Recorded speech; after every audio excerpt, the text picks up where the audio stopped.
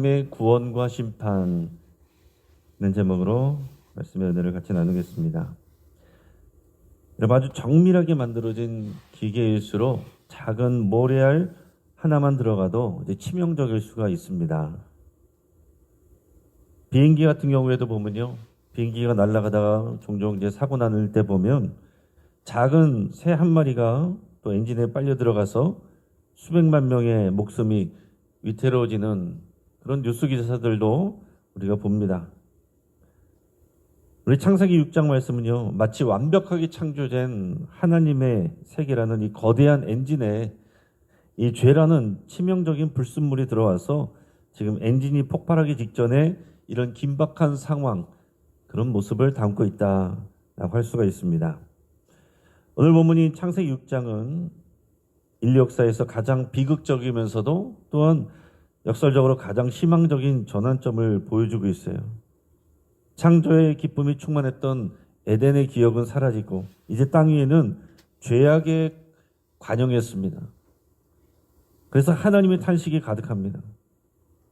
오늘 우리는 본문을 통해서 하나님께서 왜 이 세상을 심판하실 수밖에 없었는지, 그리고 그 무서운 심판의 폭풍 속에서 어떻게 하나님이 동시에 구원의 길을 또 예비하고 계신지를 우리가 함께 볼 수 있기를 바랍니다. 하나님이 심판하실 수밖에 없는 그 정도의 죄가 관영한 세상, 그러나 그 가운데서도 하나님은 또한 소망의 길을 내셨다라는 것이 오늘 포인트입니다. 심판의 원인은 결국 뭐냐? 하나님이 창조 질서에서 벗어난 것입니다. 그 창조 질서 세계를 망가뜨리는 거예요. 하나님이 심판을 결정하신 것은 단순히 인간이 뭐 실수를 저질렀다, 그 정도 때문이 아닙니다. 그 죄가 더 관영해지고 그 죄의 계보를 통해서 이 죄가 세상에 가득해졌고 사람들이요, 그 자체가 하나님과의 관계가 깨지고 또 타락하게 되고 하나님이 만든 모든 질서들을 파괴하고 있기 때문에 그렇습니다. 오늘 1절, 2절 말씀을 같이 읽겠습니다. 사람이 땅 위에 번성하기 시작할 때에 그들에게서 딸들이 나니 하나님의 아들들이 사람의 딸들의 아름다움을 보고 자기들이 좋아하는 모든 여자를 아내로 삼는지라. 아멘. 자, 이 부분도 이제 여러 가지 다양한 추측과 내용들이 있습니다. 자, 하나님의 아들들은 누구고 사람의 딸들은 누구냐? 자, 그들이 같이 결혼해서 산다는 건 무슨 의미냐?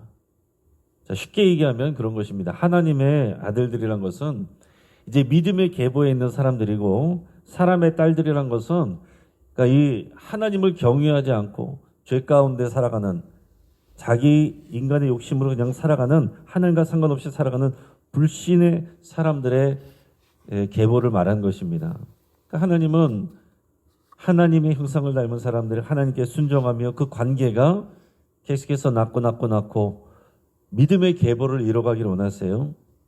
그런데 그 경계가 무너졌다라는 거예요. 하나님께서 나중에 그 이스라엘 백성들에게도 계속해서 강조하신 게 뭐였습니까? 가나안 땅에 들어가기 전에도 이방인들을 몰아내고 그들과 통혼하지 말라 그랬어요. 그러나 결국 그들이 그것을 지키지 않았고 우상에 물들게 되었고 그들이 결국에는 멸망하게 된 것입니다. 근데 이 초기 역사에서도 그랬다는 거예요. 거룩함을 유지해야 될 하나님의 백성들이 영적인 가치보다 육체적 안목과 정욕을 우선시하면서 세상의 부패가 더 가속화되었다라는 것입니다. 자, 3절 말씀도 같이 읽겠습니다. 시작. 여호와께서 이르시되 나의 영이 영원히 사람과 함께 하지 아니하리니 이는 그들의 육신이 됨이라. 그러나 그들의 날은 120년이 되리라 하시니라. 아멘. 자, 그 앞에는 몇백 년씩 살다가 이제 점점 인간의 수명이 줄어들었고, 오늘 3절에서 보면 하나님께서 인간의 연수를 120세로 또 이렇게 한정해서 줄여놓으신 걸 봅니다. 근데 그거보다 더 중요한 건 뭐냐면 앞에서 하나님의 영혼이 사람과 함께 하지 않겠다. 그래서 그들이 육신이 된다. 그럼 사람이 그럼 영혼이 없느냐? 그 말이 아니겠죠. 하나님의 형상을 닮은 하나님의 형상을 닮은 그 존재가 망가졌고 이제는 그냥 육신적인 삶이 되었다는 거예요. 여기서 말하는 육신은 영혼이 없는 그런 육신이 아니라 그걸 말하는 것이 아니라 육신적인 삶, 육체의 정욕을 따라가는 그런 삶이 되었다는 것을 지금 말씀하고 있는 것입니다. 여러분 우리는요 영적인 사람들입니다. 영적인 존재예요. 사람은 영적인 존재로 하나님께서 만드셨어요. 하나님과 영이신 하나님과 교제할 수 있습니다. 하나님, 영이신 하나님을 예배할 수 있는 존재는 사람밖에 없어요. 그러나 우리가 영적으로 죽어 있으면 하나님과의 관계가 깨져 있으면 그저 육적인 존재, 육적인 존재로 살아가는 사람들 보면 어떻습니까? 짐승밖도 못한 일들도 합니다. 그런 표현을 말씀하시는 거예요. 그래서 사람들이 이제 하나님을 떠나서 정말 육신의 정욕을 위해서만 살아가는 그런 모습을 지금 표현하고 계신 거예요. 자, 5절 말씀 이와 같이 있습니다. 여호와께서 사람의 죄악이 세상에 가득함과 그의 마음으로 생각하는 모든 계획이 항상 악할 뿐임을 보시고. 자, 지금 하나님께서 보시는 것은 겉으로 드러난 사람들의 범죄만을 보는 것이 아닙니다. 그 마음에 죄의 시작의 뿌리는 항상 마음의 생각이에요. 마음으로 생각하는 것이 항상 악할 뿐임을 보셨다라고 그랬습니다. 마음의 생각이 완전히 타락한 것입니다. 그러니까 하나님이 심판하실 수밖에 없는 그런 상황이었다는 거예요. 단순히 죄가 겉으로 드러난 것뿐만이 아니라 사람들의 생각, 사람들의 마음이 부패하였다. 그래서 하나님과 상관없이 하나님이 창조하신 모든 창조 세계를 더럽히는 그런 상황이 있다는 얘기. 그래서 하나님께서는 심판하시기로 작정하시게 됩니다. 저는 이어서 6절 말씀 읽겠습니다. 땅 위에 사람 지으셨음을 한탄하사 마음에 근심하시고.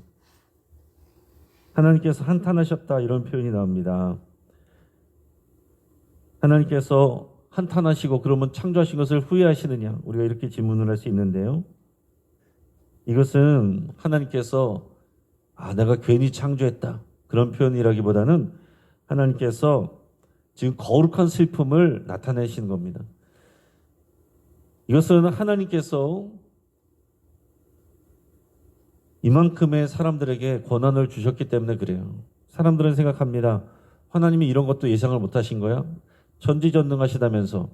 근데 하나님께서 사람들이 이렇게 계획에 벗어나서 범죄하고 죄 가운데 있을 것을 예상치도 못했단 말이야? 사람들이 흔히 이런 생각을 합니다. 그런 위험한 가능성에도 불구하고 하나님께서 인간에게 자유의지를 주신 거예요.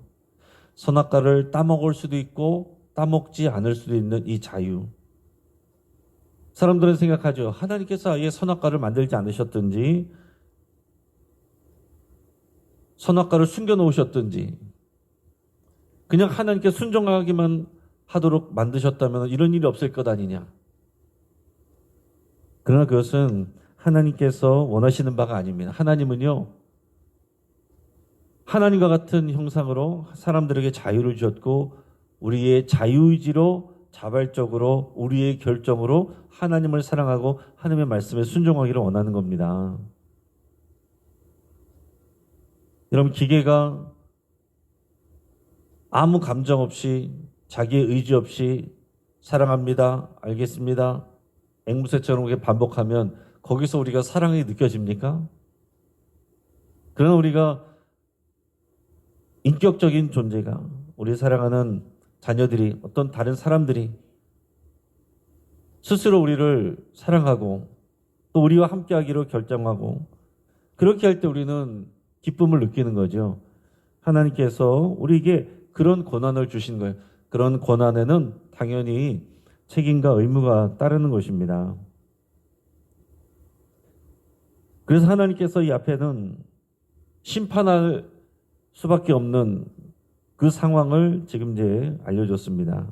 7절까지 말씀이 그랬는데 이렇게 심판의 선언, 이제 내가 이 모든 것을 쓸어버리기로 하나님이 작정하십니다. 7절에서 보면 이르시되 내가 창조한 사람을 내가 지면에서 쓸어버리되 사람으로부터 가축과 기는 것과 그의 공중의 새까지 그러한 일이니 이는 내가 그것들을 지었음을 한탄함이니라. 여기서 중요한 것은 하나님께서 심판을 작정하셨다라는 사실이에요. 그래서 이제 성경에서 처음으로 심판에 대한 내용이 나옵니다. 그것으로 끝났으면 우리에게는 이제 절망이죠. 근데 오늘 8절은 그러나 이러면서 반전을 가져옵니다. 이 8절에 있는 그러나, 이 짧은 반전의 단어가 우리에게 소망이 되는 거예요. 하나님이 세상을 다 심판하기로 결정하셨다. 그럴 수밖에 없는 죄에 가득한 이 관영한 세상. 그러나 하나님의 은혜가 여기서 또 시작이 되는 거죠. 이것이 정말로 우리에게 놀라운 은혜가 되는 것입니다. 8절 말씀 같이 있습니다. 그러나 노아는 여호와께 은혜를 입었더라. 그러나 노아는 여호와께 은혜를 입었더라. 여러분, 노아는 어떤 사람이었냐면 하나님과 동행하는 사람이었어요. 9절 말씀 같이 있습니다. 이것이 노아의 족본이라. 노아는 의인이요 당대의 완전한 자라. 그는 하나님과 동행하였으며. 아멘. 여러분, 8절과 9절을 동시에 잘 묵상하실 수 있기 바랍니다. 노아는 의인이었어요. 당대의 완전한 자라고 하나님께서 그렇게 인정하셨습니다. 하나님과 동행하는 사람.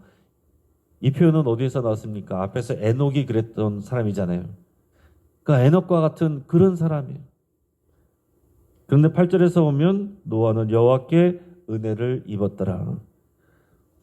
물론 노아가 이렇게 하나님 앞에서 또 의롭고 하나님과 동행하는 사람이었습니다. 영적인 삶을 살아갔습니다. 그럼에도 불구하고 하나님께서 노아를 사용하신 것, 노아의 가정을 구원하신 것, 그것은 하나님의 은혜입니다. 이것이 우리의 믿음의 고백이어야 돼요. 우리가 의롭고 우리가 하나님 앞에 또 완전하고 하나님과 동행하고 우리가 열심히 해도 우리가 살아가는 것은 하나님의 은혜로 살아가는 것입니다.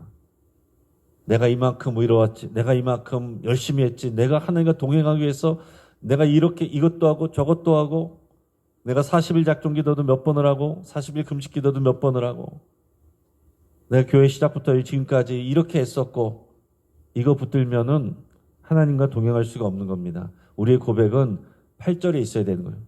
9절은 하나님께서 우리를 그렇게 칭찬해 주셔야 될 말씀이고, 우리의 고백은 8절에 있는 것입니다. 그러나 하나님께서 나에게 은혜를 베푸셨습니다. 나는 연약한데 하나님께서 나에게 은혜를 베푸셨습니다.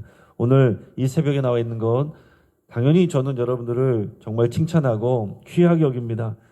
그럼에도 불구하고 우리의 고백은 하나님이 우리에게 은혜를 베푸셨습니다. 이 고백이어야 우리가 하나님 앞에서 더 큰 은혜를 누리게 됩니다. 그러면서 하나님께서 이 노아와 노아의 가족들을 보호하기로 약속을 하시고 그에게 방주를 만들라고 이제 명령을 하시죠. 이 유명한 노아의 방주 만드는 이야기가 여기서 나오게 됩니다. 14절에서 16절까지 있습니다. 너는 고페르나무로 너를 위하여 방주를 만들되 그 안에 칸들을 막고 역청을 그 안팎에 칠해라. 네가 만들 방주는 이러하니 그 길이는 300규빗, 너비는 50규빗, 높이는 30규빗이라.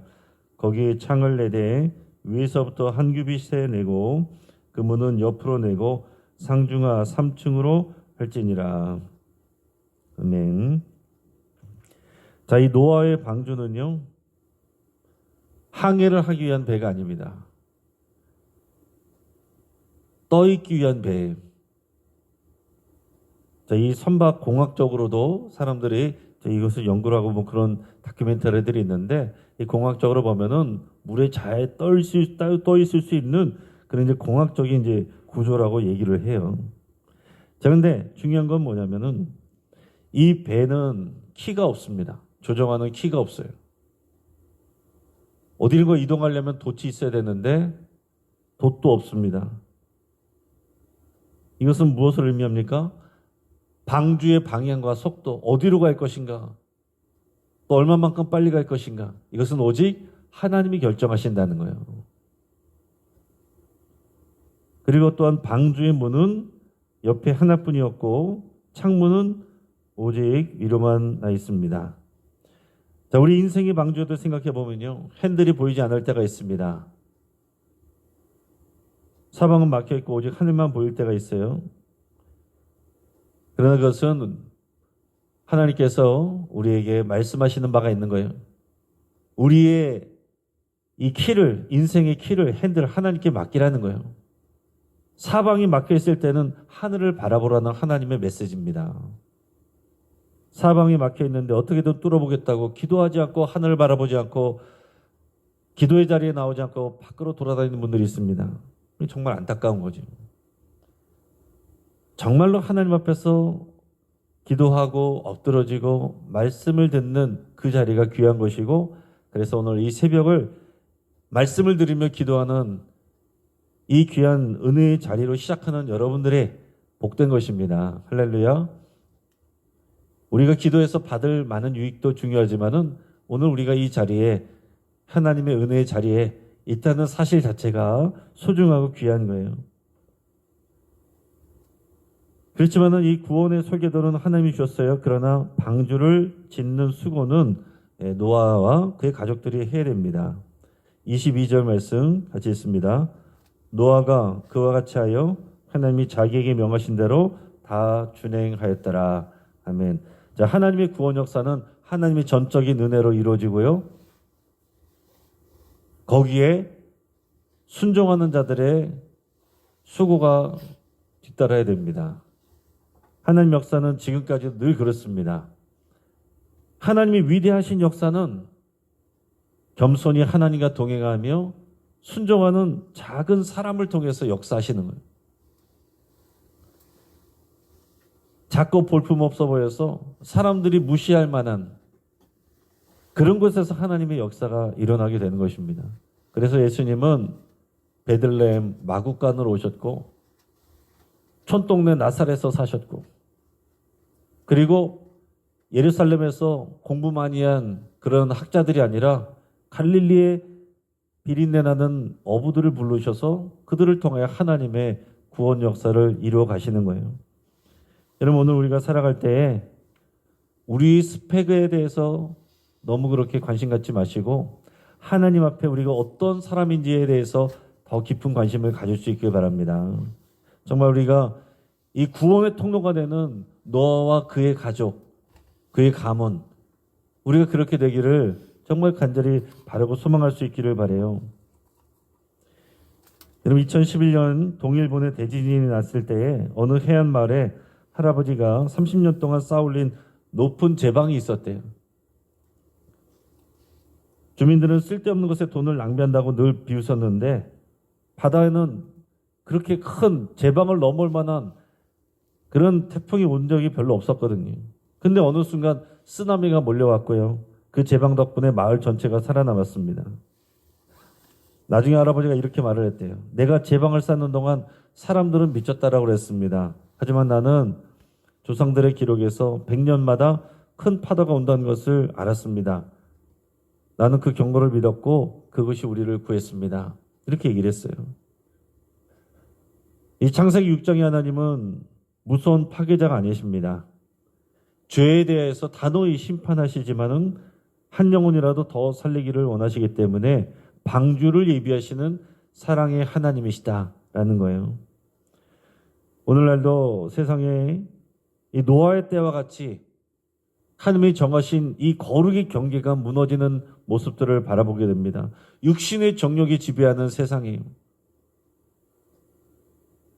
사람들이 거룩을 우습게 알고 자기 마음대로 정욕을 쫓아갑니다. 하고 싶은 대로 하면 그것이 정답이라고 길이라고 말합니다. 그러나 이 가운데서 하나님은 물로 심판하시지는 않는다라고 약속을 하십니다. 그러나 주님이 다시 오실 때 모든 사람은 죽은 자도 다시 일어나 그리스도의 심판대 앞에 서게 됩니다. 마지막은 불로 심판하시게 돼요. 우리는 그 앞에서 우리의 구원만이 아니라 다른 사람들을 구원하는 노아와 그의 방주 같은 우리의 삶이 되고 그런 사역이 되기를 간절히 바라고 주의 이름으로 축복합니다. 같이 한번 기도하겠습니다. 오늘 말씀을 붙잡고 함께 기도할 때에 오늘 시대의 흐름에 휩쓸리지 않는 영적인 분별력을 달라고 그렇게 기도할 수 있게 바랍니다.